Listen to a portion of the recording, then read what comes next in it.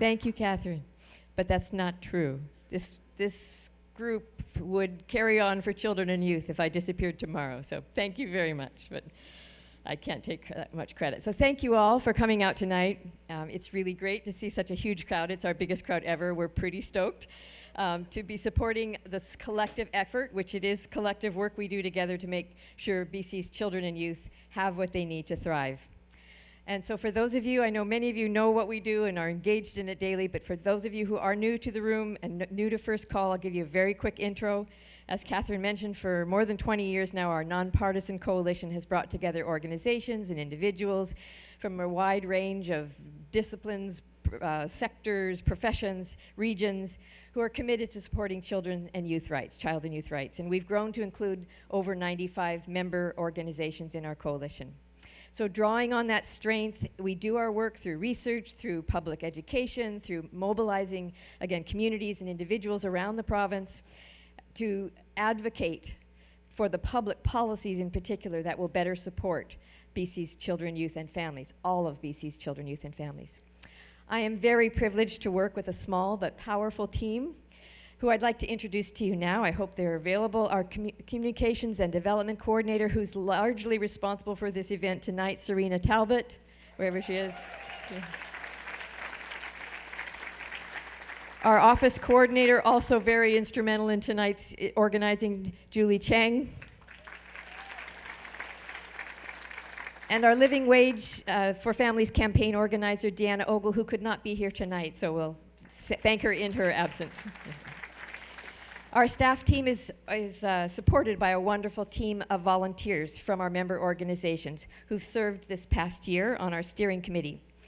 And they guide our work and give us support as staff. So please, I'm going to name them, and please also hold your applause until I've named them all. Please stand, coordinating committee members, if you're here in the room. So Tulia Castellanos from Family Services of Greater Vancouver, Geeta Chud from the Coalition of Childcare Advocates of BC, Lorraine Copas from Spark BC, Derek Gent from the Van City Community Foundation, Jocelyn Hamill from Mount Pleasant Neighborhood House, Jocelyn Helland, I think Jocelyn's sick tonight, from Pacific Community Resources Society, Cheryl Mixon, who's now retired from Family Services, Emily Mletsko from the Early Childhood Educators of BC, can't keep those early childhood educators down. Jean Moore from the Canadian Mental Health Association, and Pam Preston from West Coast Child Care Resource Center. So thank you to all of you for your work and support.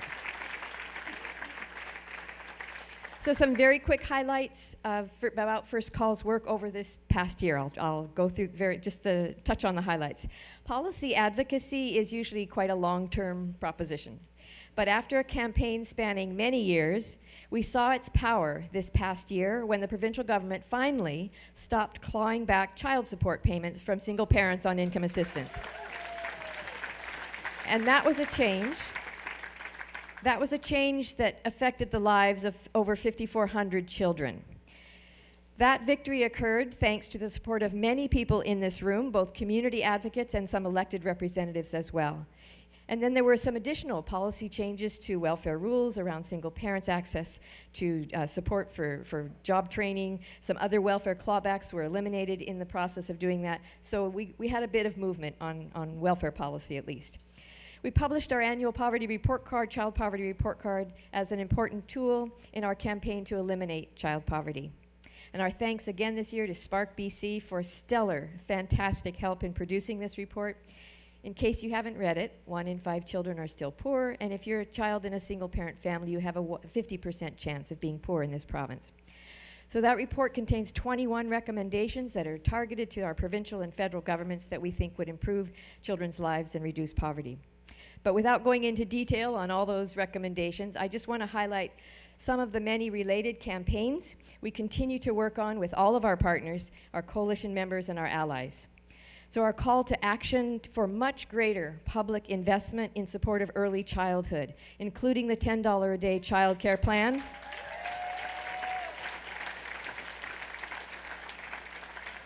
because we need that plan to address the affordability and the access crisis that families face all over the province. We continue to work on to achieve a comprehensive poverty reduction plan for BC. We host the Living Wage for Families campaign, and it's made significant progress this past year, and you'll hear more about that shortly. I won't go into the details. We're still working on reforming BC's child labor standards to better protect young people in the workforce. We're working to restore proper funding to public education system in this province. We have Corrine's Quest, our campaign to amend the criminal code to ban the physical punishment of children, as so many other countries have already done. And we worked also on campaigns to protect children from marketing of unhealthy products and to eliminate their exposure to damaging toxic chemicals in their environment. So their physical and environment's important as well. And of course, we're excited to be highlighting the issue tonight of the need to better support young people as they transition out of government care in partnership with the very powerful work of the Vancouver Foundation's Fostering Change initiative. And you'll hear more about that as well. So I would be remiss if I didn't also mention, as we're celebrating tonight, one other child advocacy victory that we should celebrate tonight. The Federal Human Rights Tribunal decision recognizing the long-standing discriminatory underfunding of child welfare services. Right.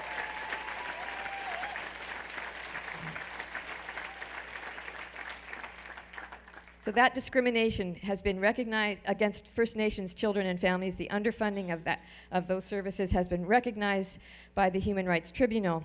This victory was not our victory. It was secured by Cindy Blackstock of the First Nations Child and Family Caring Society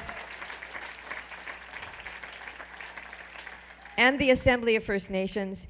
It was a long, long slog and a long campaign, very courageous. We were merely supporters and witnesses. And we are committed to continue to monitor and help bring attention to the next steps that are needed to make sure that that decision is now acted upon. So we again thank all of our partners and our allies for bringing the issues that matter to them to our coalition table so that together we can strengthen our advocacy for change to put children and youth first in this province. And finally, some quick thank yous. First Call's office is housed at the Vancity Community Foundation. We are very grateful for that very generous support we receive from the foundation, from their team, and from other members of Vancity staff and board. And thank you for being here tonight, Vancity. We are also grateful for the financial support we have received this past year for our campaigns and projects from the Vancouver Foundation, from Vancity again, and from the United Way of the Lower Mainland. Our work also rests on the generous in-kind and financial support of many of our coalition member organizations. Our trade union partners and many of our nonprofit partners have been strong and committed supporters of First Call's work. This evening's sponsors include our presenting sponsor, the United Food and Commercial Workers Union Local 1518, thank you. Our living wage sponsor, the Hospital Employees Union. Our coalition allies, Vancity and Raffe Center for Child Honoring. Our community partners, the BC Federation of Labor, QP Metro, Marine Printers, Granville Island Brewing, and WestJet. So we thank them all for this additional support. So, thank you.